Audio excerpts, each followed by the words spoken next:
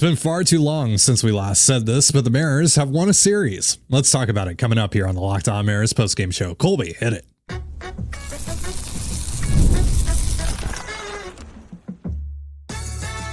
You are Locked On Mariners, your daily Seattle Mariners podcast. Part of the Locked On Podcast Network, your team every day. Ahoy, sailors. It is Wednesday, July 10th, 2024. This is Titan Gonzalez and Colby Patnode for the Locked On Mariners postgame show, part of the Locked On Podcast Network, your team every day. Mariners beat the Padres this afternoon by a score of 2-0. Before we give you our takeaways from both of the Mariners wins down in San Diego, shout out to our title sponsor, Prize Picks. It's the easiest and most exciting way to play daily fantasy sports. Go to prizepicks.com/lockedonmlb and use the promo code LOCKEDONMLB. That's all lowercase for a first deposit match up to $100. And if you want to hear from me and Colby even more and help support the show, check out our Patreon. The link is in the description and you can sign up for a free 7-day trial. So, like the show notes says over there on the side, pitching and defense, baby. That was the story today for the Mariners. Bryce Miller was really good today. And that's, after heading into this game with a road ERA of 6.28. Opponents had slashed 251, 304, 473 against him on the road. But today he ends up going 6 scoreless, just 5 hits allowed. No earned runs, only one strikeout, but no walks. He got out of a bases loaded jam, I believe, in the third inning, second inning, whatever. Overall, pretty solid day for Miller. So, what did you make of the defense? The really good defense today, like the throw from Julio for the double play, the leaping grab from Ty France. Jorge Polanco made a nice pick. And then, of course, Miller, who was really solid. Yeah, it was kind of throwback Bryce Miller today. This year, we've really seen Miller try and incorporate all 5 or 6 of his pitches, however many he's throwing that day. But today it was very fastball heavy. It was 49% four-seamer, 23% two-seamer. 72% fastball today. I didn't really have it wasn't a great fastball in terms of, generating swing and miss. He only had 4 whiffs total on those 72 fastballs. 62 fastballs. Whoa, I'm adding the percentages. My bad. Anyways, so it was a really, really not a great swing and miss pitch. 4 whiffs on 57 fastballs. 72% of his pitches thrown were fastballs, is what I was getting at. But he did get 5 called strikes on the four-seamer, 3 called strikes on the sinker. And, he threw 29 of his 39 four-seamers were strikes, and 13 of his 18 two-seamers were strikes. So he was pounding the strike zone all day. He was being aggressive in the zone with that pitch. And then he kind of mixed in everything else, all of his off-speed stuff. It was a splitter-heavy day for him, 13 splitters in this one, which, was actually a pretty effective pitch. He did get 2 whiffs on 6 swings, also got a called strike on that. That was his swing and miss pitch on the day. Not that he really had one. He only had the 1 strikeout. So this was just Miller challenging guys, just here's the fastball, try and hit it type of outing from Bryce. And again, the box score, 6 innings, 5 hits, just the 1 strikeout. Not really anything to write home about in that regard, but he holds the Padres scoreless. He gives up 7 hard hit balls. They only really threatened once in the entire game. Bryce was really effective. He was solid today. Just kind of, number 4 performance against a pretty good offense, even though it is missing, one or two of their bats. They're missing Tatis, but there's a couple of, 300 hitters in this lineup. There's a couple all-stars in this lineup. This is a pretty solid lineup. I mean, a lot of guys that make a ton of contact, like Luis Arraez and Donovan Solano. Jackson Merrill's been great this year. He's been great. Yeah. Jake Cronenworth is back. Jerkson Profar is obviously having a great year. Yep. So it's a skilled Ha-Seong Kim can be, although he's struggling right now, but Manny Machado, obviously. Yep. It's a legitimate lineup with or without Tatis in it. Yeah. But, again, credit to Bryce for just going right after these guys. He very clearly had a game plan that I'm going to challenge people today with my fastball. And he was able to get through 6 on only 80 pitches. He probably had another one in him, But this is, again, part of that workload management thing that they're going to do with their young arms.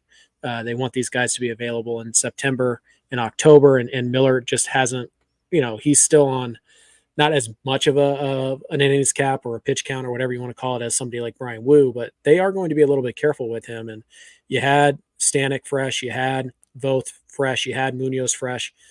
So why not use those guys? So yeah, Miller was really solid today. Got help from his defense, but again, that's what happens when you're aggressive. You're in the strike zone. You work at a quick pace. Fielders stay on their toes, and they're able to make these plays for you. So Bryce was very solid today. Far from the best we've seen him, but again, I really appreciate the aggressiveness with the fastball, just going right after these guys and daring them to hit it. And for the most part, they couldn't. A lot of the Padres hits even were just kind of like worm burner, seeing eye single types. Yeah. So it's not like he got barreled up really at all in this outing. So really nice job from Bryce, and obviously the defense. A couple of really big plays, and then just some really small plays that tend to go unnoticed, but they're actually kind of tough. The short hops at third base, the final out of the game, just good positioning there from the Mariners coaching staff and JP. So Cal had a good day behind the plate, blocked a couple of sliders with runners on third in that last inning, needed that. So yeah, the defense and the pitching, run prevention, right? It's supposed to be their strength, and today it certainly was. And so it was good to see because you could tell pretty early on the offense, it was going to be a tough day for them, tough sledding for the offense. Yeah. Now that's an easier pill to swallow than some of their other offensive performances this year, because Michael King's really good. Yeah. This definitely looked more like the Padres threw the ball really well today. Yeah. They have a really good bullpen. Yeah. Well, when you get into the back end guys, right? Those two or three guys they have in the back end. Yeah. They can really crank it up. But yeah, this just felt more like, hey, the Padres pitching is really good today, more so than the Mariners offense is terrible today. Right. And thankfully, at least the Mariners pitching was just that much better in the series today. Let's talk about Logan Gilbert last night here in just a moment. But first, a reminder, this episode of the Locked On Mariners podcast is brought to you by Booking.com and GameTime. With summer travel heating up, especially travel for baseball games, it's time to explore those U.S. cities you've always secretly wanted to learn more about. Yes, I'm talking about your rival cities. With hotels, bed and breakfast, vacation rentals, resorts, and so much more on Booking.com, you might just find your perfect stay, even in your baseball rival city. Even a Mariners fan can have a great time down in Houston, whether you're watching Cal Raleigh hit one into the Crawford boxes or chowing down on some authentic Texas barbecue. Maybe you're doing both at the same time. From hotels that look over stadiums to family-friendly resorts, Booking.com has so many choices across the U.S. for your summer travel this MLB season. The right stay can make you a fan of any U.S. city, even your rivals. Book today on Booking.com on the site or the Booking.com app. GameTime is now an authorized ticket marketplace of Major League Baseball, which makes getting tickets even faster and easier. Prices on the GameTime app actually go down the closer it gets to first pitch, and I get to see the view of every seat in the house, so I know exactly what I'm buying.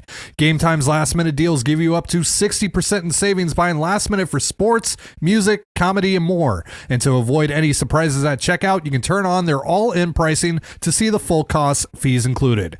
Take the guesswork out of buying tickets with GameTime. Download the GameTime app, create an account, and use the promo code LOCKEDONMLB for $20 off your first purchase. Terms apply. Again, create an account and redeem the promo code LOCKEDONMLB. That's LOCKEDONMLB for $20 off. Download the GameTime app. Last minute tickets, lowest price guaranteed. And you're listening to the Locked On Mariners postgame show. Mariners will kick off a 4-game set against the Angels tomorrow night. You can catch all the action on the Mariners hometown broadcast with SiriusXM via the SXM app.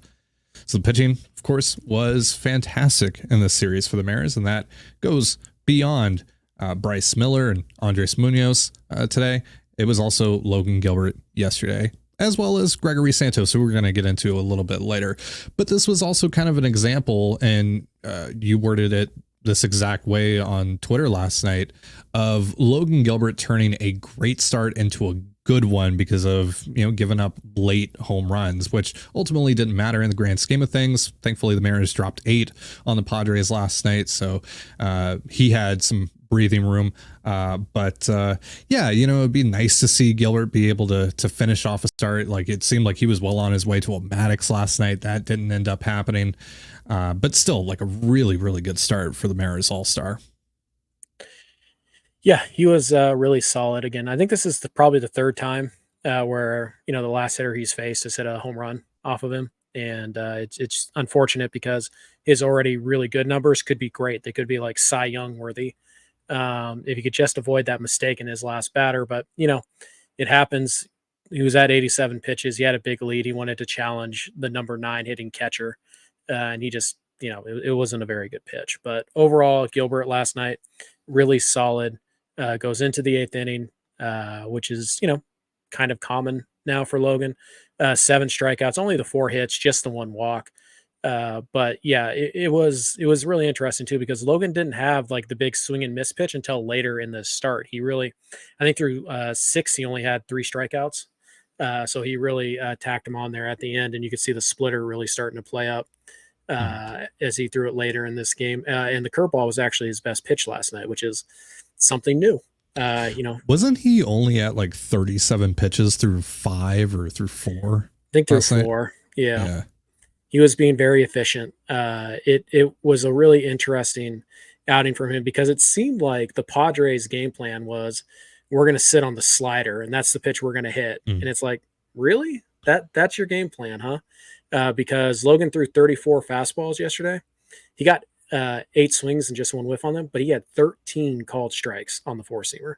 Like, that's an insane number of called strikes on, just on 34 pitches. You don't swing at 13 of them. Like, that's okay.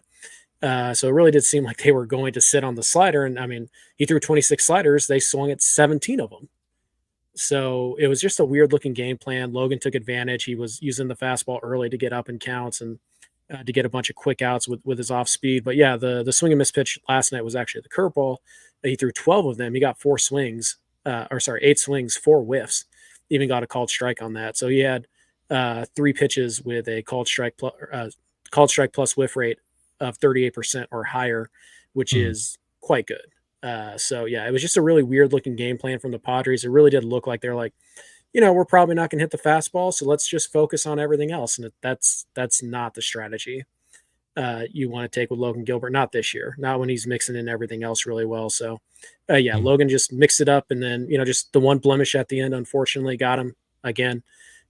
So thankfully, like you said, this time they had the lead to work with, where it wasn't a fatal mistake or anything like that. So just another all-star quality performance from Logan Gilbert. It's those little things that are going to keep him out of like the top 5 of the Cy Young conversation, but I'm sure he's fine with it. Although it looked like he wanted to punch himself yesterday as he left the mound, so I'm sure he's not fine with the way his outing ended. Yeah. Thankfully, though, he didn't Ken Giles himself. Sure. I meant to ask you this. We're kind of all over the place on this show, but whatever. I meant to ask you this in the last segment. When Peralta hit that ball and the crowd reacted, did you think that was tie game? Because I did. I wasn't sure. I could tell that he didn't hit it that hard. Yeah. Like, it was very clearly jammed him a little bit. And it was just like, because that kind of get over JP's head, or like, is JP like playing in the hole or something and he just can't get there in time? So I wasn't sure, because I know he didn't hit it hard, but if that ball lands in the outfield, I thought for sure with the way the crowd reacted and even Goldie kind of had like a little weird reaction to it. I thought it just had enough height to get over, and I was like, yeah, man. No, like JP didn't have to make a spectacular play on that. It was just kind of a lazy pop up. So kudos to the Mariners analytics people who had him positioned in just the perfect spot. And for all those people who hate the shift and all those pitchers out there who still hate the shift, like, it just saved you the game. I wasn't sure, because I knew he didn't hit it very hard, but the Padres weren't exactly squaring things up really all day. And so it wouldn't have been that surprising that was a bloop single, or, they had like, I think 3 of their 6 hits were just like 28 hoppers through the infield. So it did feel like, that's pretty fitting. You walk a couple guys, you're not going to get away with that. But they did. So nice. And Andres Munoz, 6 saves now of 4 outs or more. That leads the majors All-star. Put that guy in the All-Star game already. You're already going to have to replace Logan Gilbert. We know this. Just do it with Munoz. Yeah. They already didn't put Julio in the Derby, which, I mean, if he's only got 4 home runs, I don't care. Like Julio in the Derby, that makes it must watch. But at this point, I'm pretty sure they probably approached Julio and he said, no, I'm good. They should have put Cal in the Derby. Yeah, I wanted to see Cal in the Derby. I mean, he's got 16 home runs. He had 2 last night, 1 from each side of the plate like he did back in Boston last year, which was awesome. I would love to see Cal in the Derby. I don't know if he has any interest in doing it, but I think that would be a lot of fun to watch. And speaking of Cal, another stolen base today. I guess that's just a thing. Alex Mayer had a stat today. He's like the 5th catcher all time to have 15 plus home runs and 5 plus steals before the All-Star break. Nice. And he's in there with like Carlton Fisk and Pudge Rodriguez and I forget who else. So some nice company. Yeah, some good names there. If Cal was hitting 230, like he'd probably be an all-star. But he just got off the interstate last night, and it's been a very up and down season for Cal. So it's a little tough to be too upset about his absence. But he's certainly probably the Gold Glove winner right now behind the dish. And he said he's got the home runs, he's got stolen bases. So, I think you can overlook the batting average a little bit. Sure.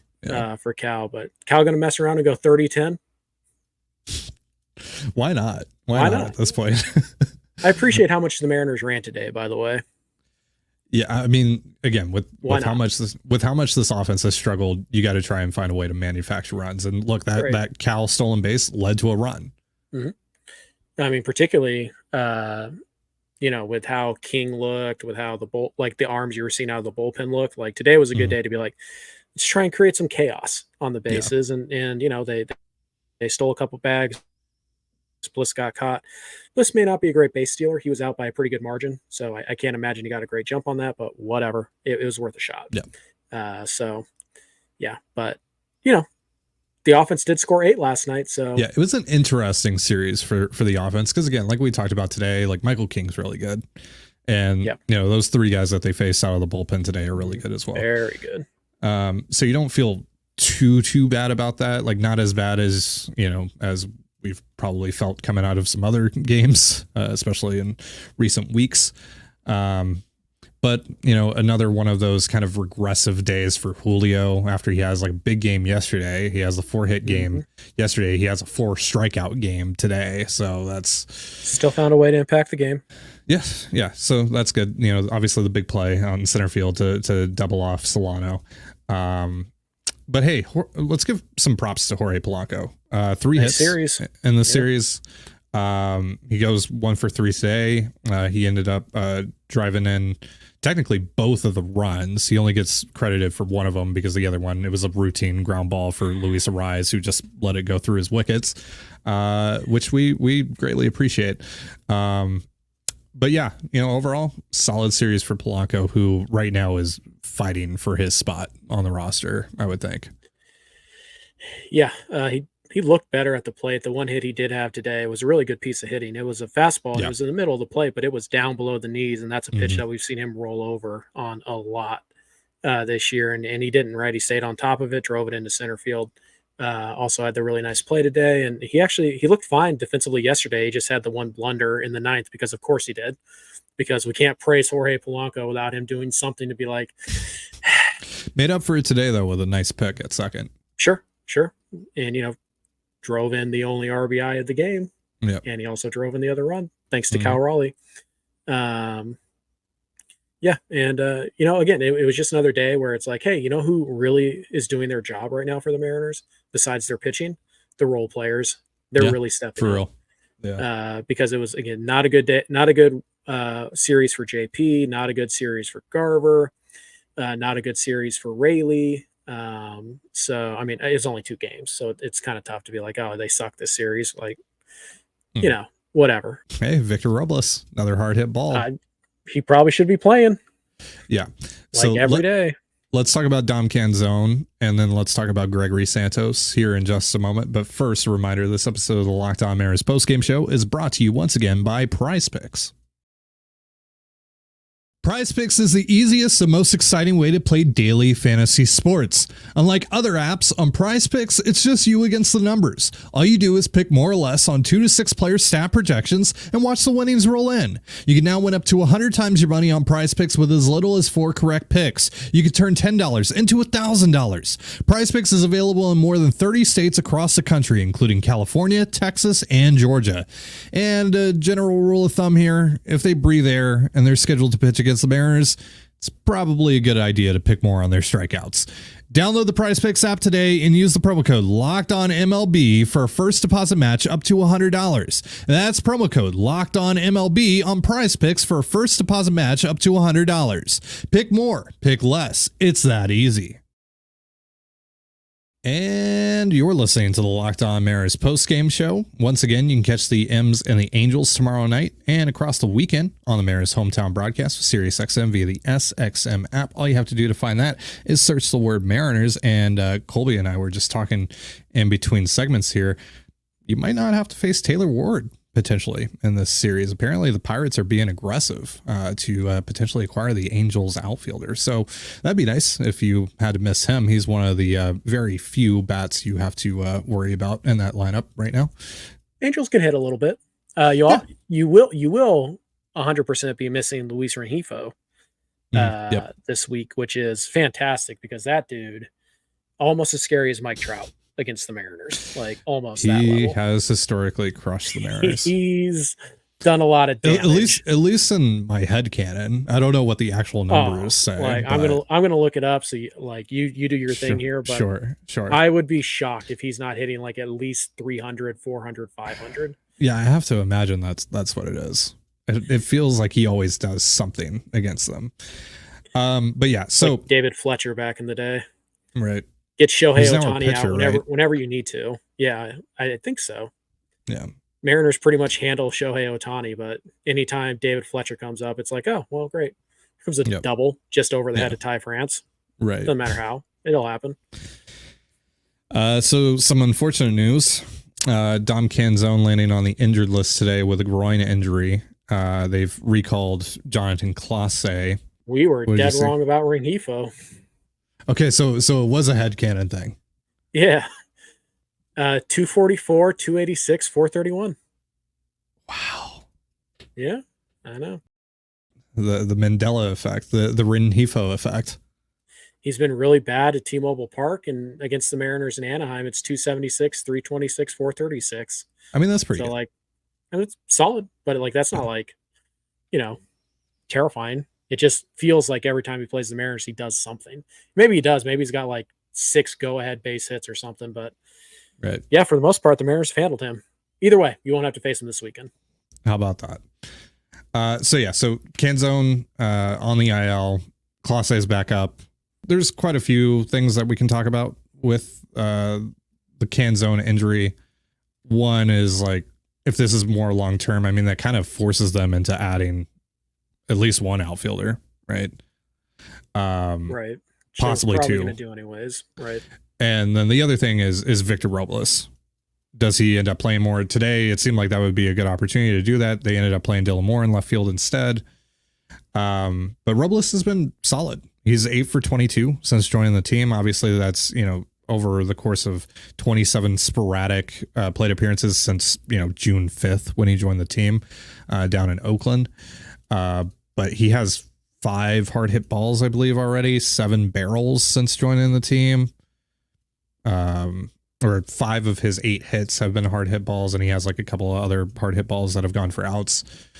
Like the data so far suggests that Robles has figured something out. Whatever that is, who knows, and how sustainable that is, who knows, but I'm not sure it matters how sustainable it is. I think you just ride the hot hand. Also though, for a team that, it seems like they need, as much of an overhaul as realistically possible offensively at the deadline, I might check off one of the many boxes the Mariners have on their shopping list this deadline. Could Robles potentially be the equivalent of like a Tommy Pham type?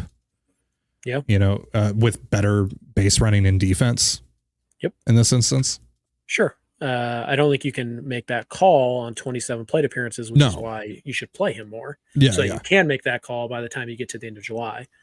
But yeah, no, Robles has been pretty impressive, and he had a rough first couple of appearances. He grounded into a double play, game-ending double play in his first, and then his first start, he dropped the fly ball. But since then, it's been really solid, and he's, hitting the ball hard with authority, and he's got a home run. He can run a little bit. He can play some defense in all three outfield spots. Like, there's the potential here. And I'm not trying to hype up Robles as like I jokingly said last night, like, the Mariners have fixed Victor Robles. I don't know if there's anything to fix, but he's been really solid for you. He's been a contributor for you. And now you really don't have any excuses not to use him more frequently than you have. Lefty, righty, doesn't really matter. Like, this is your best option right now. Unfortunately, he's better than Haniger. He's, better than Dylan Moore, and you want Dylan Moore to, be able to play multiple positions anyways. And so obviously Canzone's not around anymore. And he's certainly better than Jonathan Clase is right now. So I don't get why you wouldn't use Robles more aggressively. He doesn't have to play 7 days a week, but like this weekend in Anaheim, I think they're definitely facing Tyler Anderson. So I know they're getting at least one lefty. He'll be in the lineup for that game, but he should also be in the lineup for a couple of the games against the righties. I would like to see him play 3 times this weekend. Yep. But do I think Seattle will do it? I don't know. Probably not. They've been pretty hard-headed about riding the hot hand at times this year, but I think Robles should play. Like, most of the playing time that Canzone vacated by heading to the IL, most of that should go to Robles. And I'm not saying it has to be even more than 50%. I'm saying that, like, if you're going to go 40, 20 or whatever, Robles should be one of the guys getting the 40% of those at-bats. He should play over Haniger. He should probably play over Dylan Moore most days. And I mean, look, he had 126 plate appearances last year, 36 games. He slashed 299, 385, 364 before he, had to, unfortunately, end the season due to a spinal injury. So it's not that far-fetched that he can hit at least a little bit. Mm-hmm. So yeah, maybe there's something there. Maybe, again, he's like the equivalent of what you would be looking for out of, the Tommy Phams of the world. Right. And if there's not something there, you don't want to assume there is, because he's playing once a week and producing, and then just not have an opportunity to fix that. You want to play him so you can say, hey, look, do we need to go target a right-handed hitting outfielder, platoon outfielder, fourth outfield type, or do we have that in-house? Yeah. You need to play him more. You have 20 days before the deadline. I think you have like 14 games before the deadline, something like that. He should probably start at least half of those games, if not more. For sure. All right. So Gregory Santos made his Mariners debut last night. Did he? And nearly joined Team Brawl in his first batter faced as a Mariner. And it was in that moment that I immediately became a Gregory Santos stan, because you know us. You know it. No, I'm not going to say that. I'm not. Okay. If you saw me on Twitter last night, you know what Colby's talking about here. I'm not going to say it. Gregory Santos. All right, fine. I said it. And we're moving on. But it was in that moment, though, that I became a Gregory Santos stan, because you guys know, both of us here on the Locked On Mariners podcast, we are hashtag Team Brawl. And I think you should once a year. Yeah. And when Jerks and Profar and Gregory Santos started jawing at each other, and then I thought it was going to pop off for sure when there was a play up. Nudged him at first. Yeah, when there was a play up first base and Profar kind of nudged Santos and they started jawing at each other, I thought for sure it was going to pop off. I was very surprised it didn't, because it seemed like there was something brewing there. But man, what an electric start to Gregory Santos's Mariners career. So outside of that, what did you think about Santos, just from a pure pitching standpoint? Does he look like the guy that, we were kind of dreaming on this offseason? I'd say as advertised. It's a really hard sinker. It is a bowling ball sinker, 98 to, I don't think he dropped below 99 last night, but typically it's 98 to 100. He touched 101 a couple times last night. And then the slider is going to kind of determine whether or not he is a big swing and miss guy, or if he's just this, ground ball, stay off the barrel type of guy. because the slider is where he's going to generate whiffs if he does get them. Just it's nothing against his two-seamer. It's just the two-seamer in general does not generate a ton of whiffs. Yeah. Just in principle, it's not a swing and miss pitch. It's designed to just move off the barrel, which is what we saw last night. We saw 3 ground balls from him. So I think one of them was hard hit, but whatever. Nothing in the air. He only gave up 2 home runs all last year. Like, that's what Santos is supposed to be. He comes in, you need a ground ball, fine, whatever. There you go. You put him in a clean inning. You're up by 2. He's probably not going to walk a guy and then give up the home run. Like, Ryan Stanek is susceptible to, like Trent Thornton's susceptible to. He's probably going to get some ground balls. And, every once in a while, will he leave something up and give up a double in the gap? Sure. But ground balls typically turn into outs, regardless of how hard they're hit. And when they don't turn into outs, they typically turn into singles. Yeah. So that's as advertised. It's just really hard to barrel him up and get the ball airborne against Santos. And that's what we saw last night. So do I think he's going to sit 101 with that sinker most nights? No. Probably going to sit 98, 99. But yeah, to me, he had all 5 of the game's top pitch velocities last night. Yeah. When you look at the Savant page, he was pumped up. He was fired up. He even gave a little attitude back to Profar when he dusted him with a second slider. Like, what do you want me to do? Dude, it's a slider. The second one wasn't even really that close to him. And by the way, he also got squeezed on a couple of pitches last night. That's one of my biggest pet peeves in baseball, by the way, is when guys and teams take exception to breaking balls, running in close on hitters, or actually hitting hitters. Like, dude, it's a breaking ball or an off-speed pitch. Like, it's like they're not trying to hit you. Dude, I mean, it's a 5-run game, first of all. And the guy literally showed you he has 101 in his back pocket. You think he's trying to hit you with a slider? Right. No, it's so dumb. Obviously not. So, just frustrating night for Profar and the Padres. So whatever. Easy to write off that. But no, it was basically as advertised. Heavy sinker. He's going to get a ton of ground balls. He's not going to give up, a ton of fly balls and doubles. Like, it's going to be very hard to get extra base hits against him. And because of that sinker, he's always going to be one pitch away from getting out of pretty much any jam. And, for me, it really is going to come down to the slider. Whether or not he joins the Andres Munoz level is going to come down to whether or not he can start to get whiffs with the slider, because he's probably not going to get him with the sinker, because that's just the nature of the pitch. It's not designed to get swing and misses. So the slider will be the key. He didn't have a very good feel for it last night. So he just started chucking sinkers up there, and you see it, man. Like, again, 99 to 101 with those bowling balls that he's throwing up to the plate. Yeah. It's good luck. It's ridiculous. It's ridiculous. He'll help. As long as he's healthy, he is going to help this bullpen. And we also heard that, they might be willing to throw him back-to-back games as soon as, next week after the All-Star break. So they seem to be really happy with where he's at physically. And again, he should help. He is an arm that is better than Stanek, not as good as Munoz. Now go add another one, and you finally can start to put together a bullpen that is terrifying, like you thought you were going to have at the beginning of the year. And, while we're at it, hats off to Austin Voth, who I believe has not surrendered a hit in his last 6 appearances. Dude's been money. Yeah, really, really underrated addition by the Mariners this offseason. Austin Voth has been massive for them.